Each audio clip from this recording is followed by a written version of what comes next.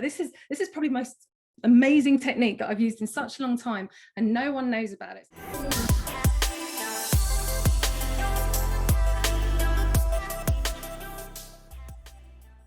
Brainwalking is an ideation technique, and I didn't invent it, but I'm incredibly excited about it. And it's something that I discovered a few years ago now. And the thing that really blew my mind was not only did I think it was a great technique to begin with, I started asking around the people that I worked with and my colleagues within the industry, and no one seemed to have heard of it. And I couldn't believe this. I was asking other coaches, I was asking, designers, I was asking researchers, I was asking engineering managers. I was really sinking into everyone who really understands the product discovery space. And I was like, this is probably the most amazing technique that I've used in such a long time, and no one knows about it. So I'm going to do my best to hopefully massively inspire you to just go forth and start using this. Let's start with the definition then. And just a quick definition of ideation, just so we're all on the same page. So it's a phase within product discovery and design thinking. And like the name ideation, it's where we're going to start generating ideas for solutions for, possible customer problems that we can solve and value that we want to drive to our end users. And this is a really nice place where we get to expose loads of assumptions and start working on nice and early, so that we don't kind of transmit them down the pipeline and go off and build stuff that ultimately doesn't do what customers want it to do and doesn't drive the value that we're looking for. Now, when we think of ideation as well, we think of like thinking big and outside of the box thinking, and can we explore without limitations that can really help us find these amazing and exciting ideas that can really do something awesome for our customers. Now, when I think of ideation, and if you say to most people, tell me a technique of ideation, the first thing that they'll probably say is brainstorming. So we're going to spend a moment thinking about brainstorming.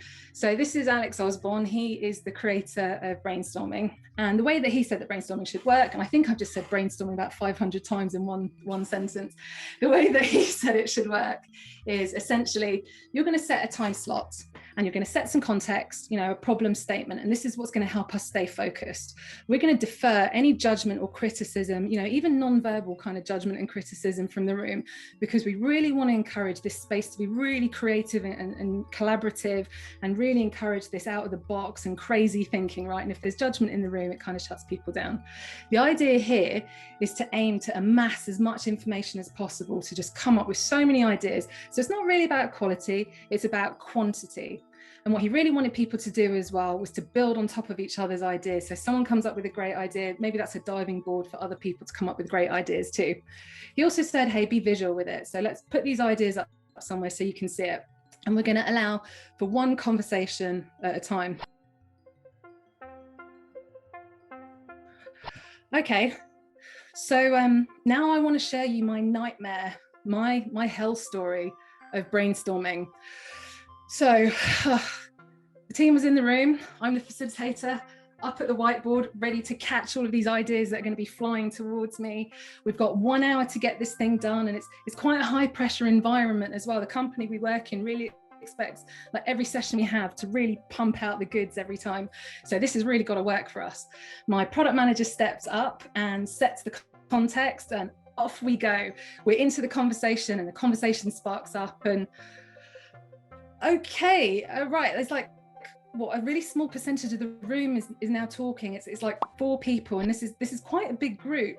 And yeah, these are the same people that always talk in every session that we're in.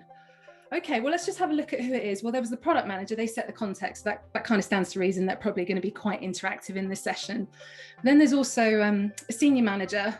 And then there's that really, really helpful person who's just that key contributor in everything that we do. You ask for feedback, they give you feedback. You say, hey, what do we think about this? Give me a yes, no. They're always really, really like super interactive with everything.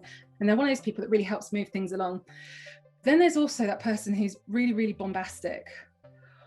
Okay, so everyone else is quiet in the room. These 4 people are spinning up and going.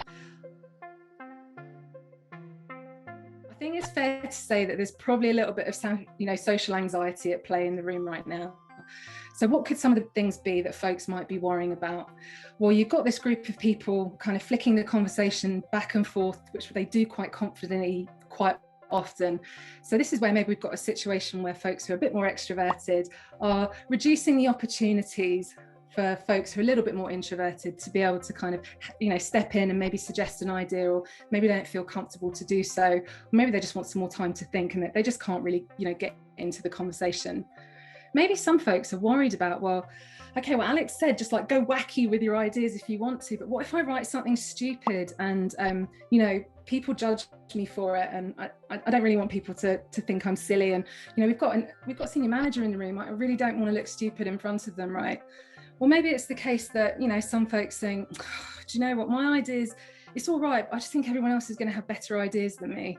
I'm not really sure I'm going to say mine. I'm just going to let them say theirs. Or maybe it's the case that the hippo effect is happening, right? So the highest paid person's opinion. Maybe, do you know what, the senior manager's in the room and everyone already knows that whatever they say is what we're going to be doing, so what's the point?